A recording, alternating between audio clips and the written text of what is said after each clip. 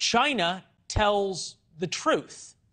Not really telling the truth, but at least they showed us their hand. We would be wise to listen. This is a tweet. The price of freedom in the U.S., according to the Chinese Foreign Ministry, 1 million COVID deaths plus 40,000 gun deaths per year plus 107,000 fentanyl deaths in 2021 alone. The American people deserve something far better than that.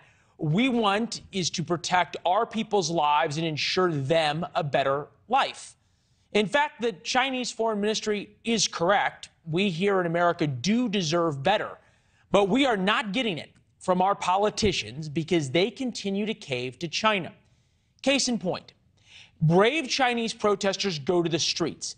They face certain arrest and torture, but they still do it anyway to demand freedom.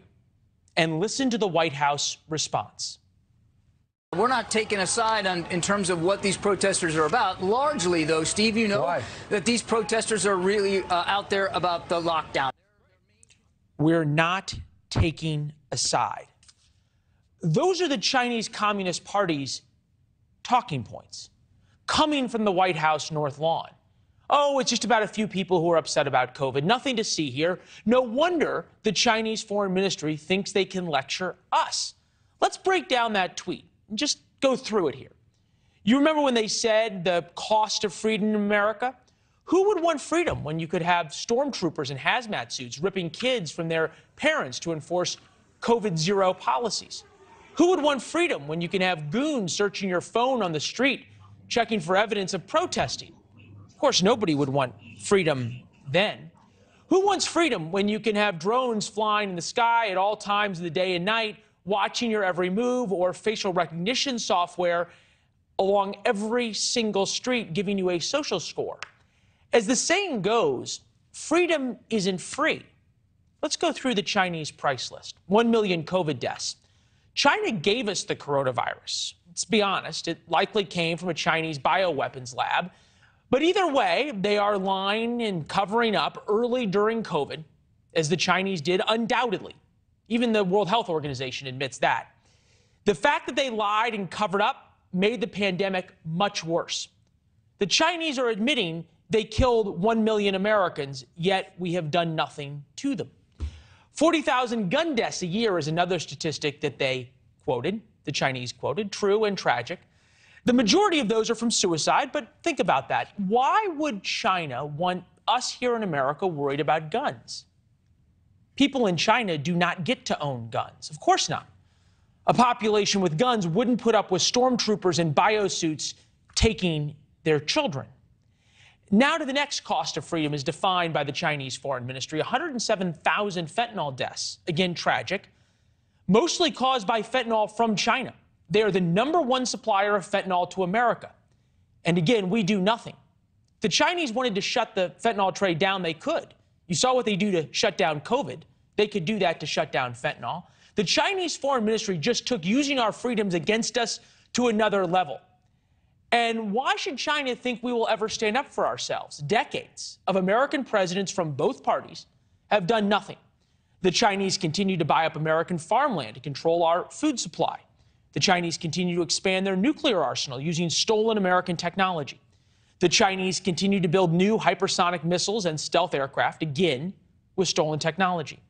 The Chinese continue to steal the best of American economic and manufacturing secrets for their own companies. The Chinese continue to send spies disguised as university students to learn from the best and brightest at American universities. I could go on. But let's look at the American response. Apple, America's most valuable company, continues to bend at the knee of China. As we told you last night, Apple CEO Tim Cook sold out the Chinese protesters and hands over their data to Xi Jinping's goons. Apple allowed itself to become a subsidiary of the Communist Party, at least as it relates to business in China. In fact, Apple turned off an iPhone feature the protesters had been using to get around China's Great Firewall. Apple sold everybody out for the mighty yuan. Speaking of Xi Jinping, or China's strongman, or president for life, or king, call him what you want, the protesters in his country want something beyond just an end of COVID lockdowns, and they want to go beyond the end of COVID-0 as policy to prove China is better at dealing with COVID than the West. They want an end to Xi Jinping. Just listen to them.